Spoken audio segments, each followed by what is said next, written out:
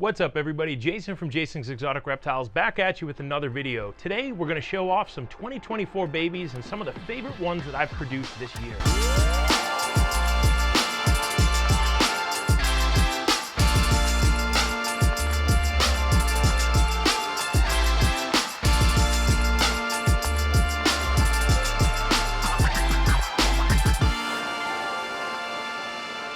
The first baby we're going to show off is this amazing Pink Panther VPI Super Hypo Arabesque Jungle.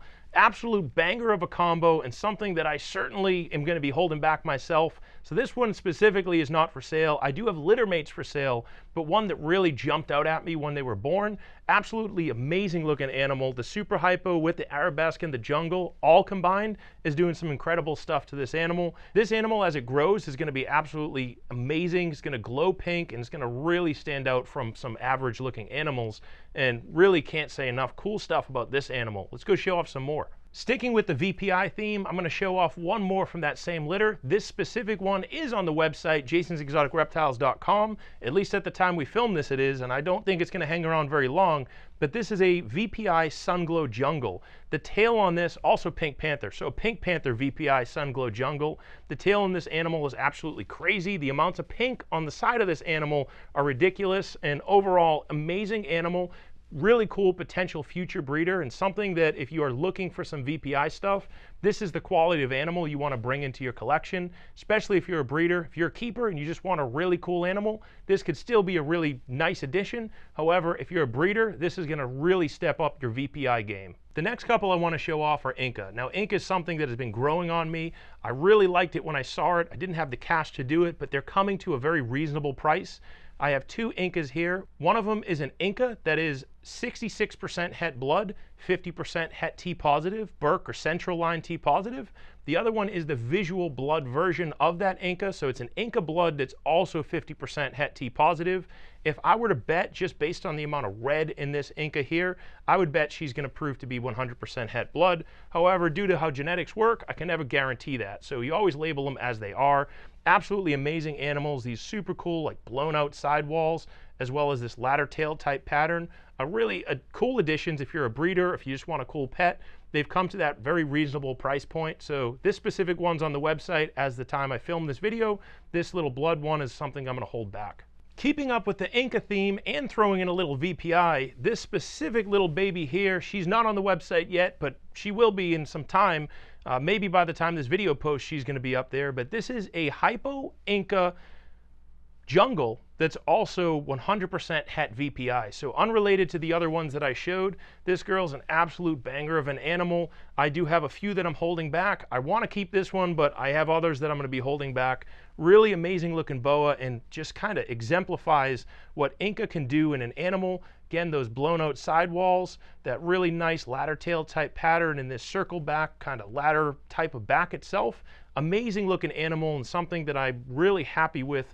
I wasn't initially impressed, I'm going to be honest. When these first babies came out, I wasn't super impressed. I was expecting a little bit more from the Inca.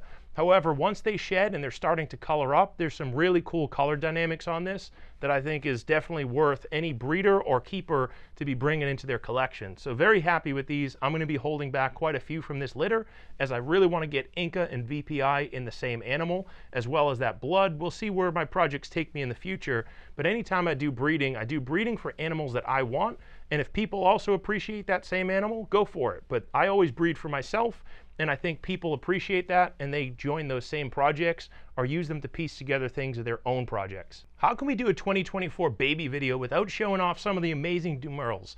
Now these Dumerles boas are boas, but they react very differently than what you might think of as a boa constrictor or even a rainbow boa. These are ground boas. They sit on the ground. They bury themselves in leaf litter. They do utilize climbing and branches and stuff like that, but for the most part, they're going to be buried and waiting as an ambush predator.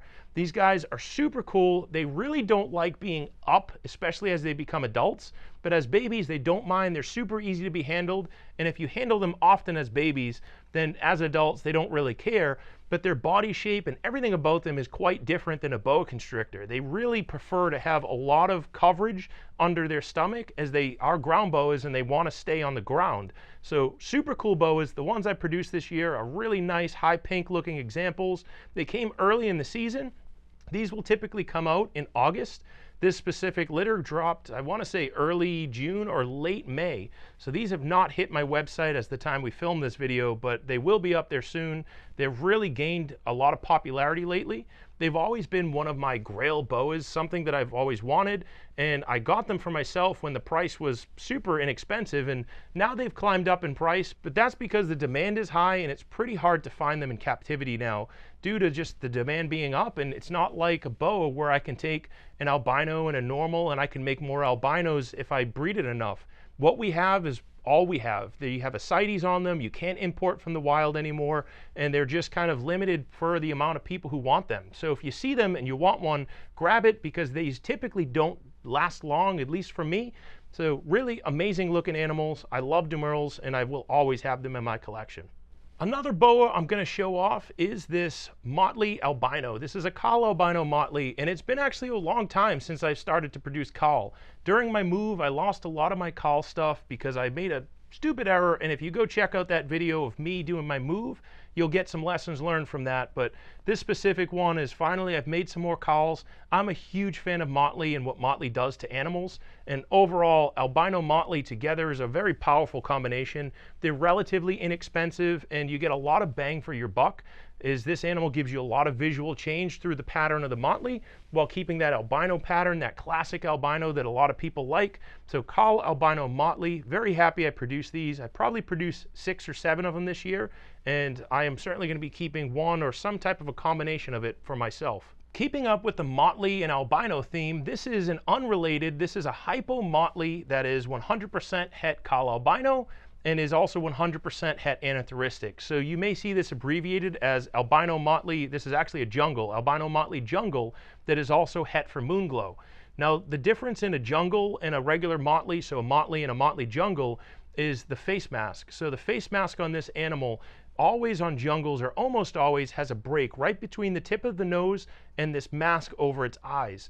Really cool addition if you're looking. What I love about hypo Motleys, and I have a few of them myself, is you get a lot of bang for your buck with this animal. If you breed this animal to a total normal animal, you're going to get no normals. You're going to get all hypos and all Motleys. It's how the genetics work. I won't get into the genetics in this video, but overall, if you're a breeder, this is going to give you a lot of visual impact. The power of a hypo Motley into a breeding program, especially stacked with some hets, is you get this animal that's relatively inexpensive and can give you some really cool, powerful, visually different babies, as well as a whole litter of excellent stuff. So all stuff that's going to sell if you're a breeder, all stuff that's really powerful if you're a breeder, and hypo Motley itself, especially throw that jungle in there, is a really cool addition to any breeding group, especially if you're on a budget. Another cool 2 boas that I have here, these are related to each other, but this is a anathoristic Aztec, type 1 anathoristic. There's a lot of different lines of anathoristic animals, but this is the type 1 anathoristic Aztec, and this one here is a hypo jungle Aztec that is het anathoristic, or 66% het anathoristic, and they're also 50% het blood. In addition to that, they're parahet, which means that they could be het boa woman caramel, or they could be het sharp albino.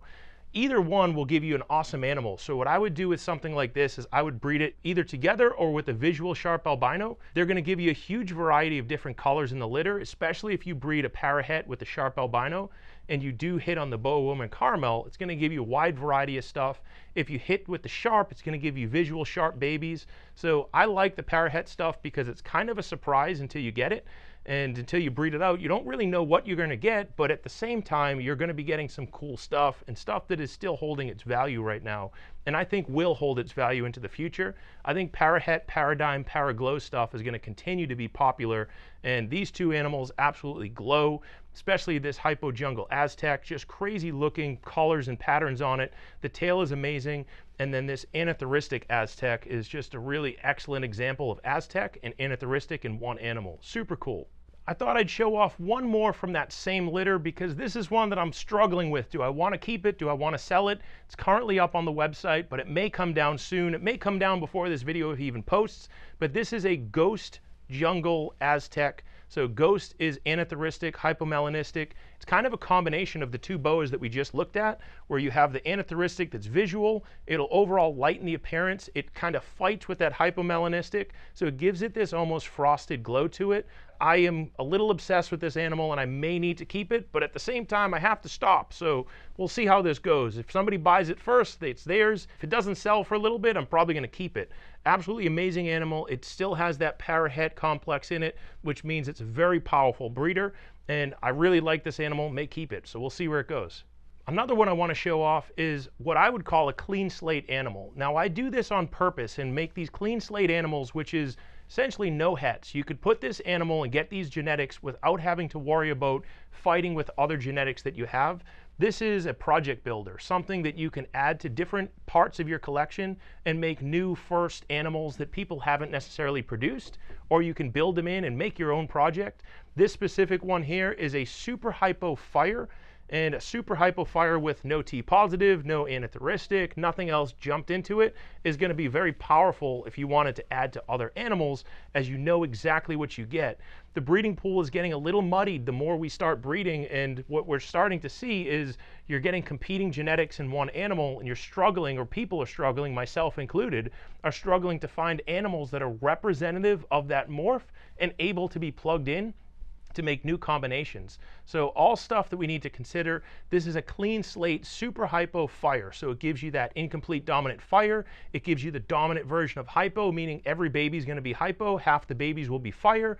Really cool builder, I would say a project builder. So excellent clean slate animal. I'm happy with these, and I made them exactly for that reason, to make that clean slate project builder animal. I thought I'd show off one more holdback here, and this is a super hypo Mayan blood. So Mayan is a morph that I've been working with. It's my own line of stuff. It comes from a very small growing dwarf line, I believe to have originated in the Yucatan Peninsula. This specific animal here, what Mayan does is it throws an incredible amount of iridescence. Whether the camera picks it up or not, I promise you it's there. And it also does this kind of funky thing with the pattern where it does a lot of striping, a lot of floral like back saddles. Just a very cool animal. I'm going to be keeping this one myself, as it gives me a combination of a whole lot of genetics that I want. Bellies on these are just totally orange to red, super cool looking animals, and something I want to keep. And this specific one, again, is going to be my holdback. He's going to be entering into a breeding program in the next couple years once he reaches maturity. These guys do grow fairly small, so male Mayans are typically, or I should say male Mayan lineage stuff, as long as it's pure, will typically be in the 2.5 to 4 foot range. Females will generally be in about the 4 to 5 foot range. These are full grown adults, things that I'm talking about years in the future, 5, 6, 7 years in the future. They're still going to be tiny, and that's really what I'm going for in a lot of my animals. This next upcoming year, I do intend to plug Mayan into some other stuff, but to date, I really want to get a good grasp on what Mayan morph itself does, and I want to keep the lineage pure, build my stock of pure animals before I start outcrossing to see what Mayan can do with other morphs like IMG. This blood is naturally occurring in the Mayan morph. There's also a new line of T positive.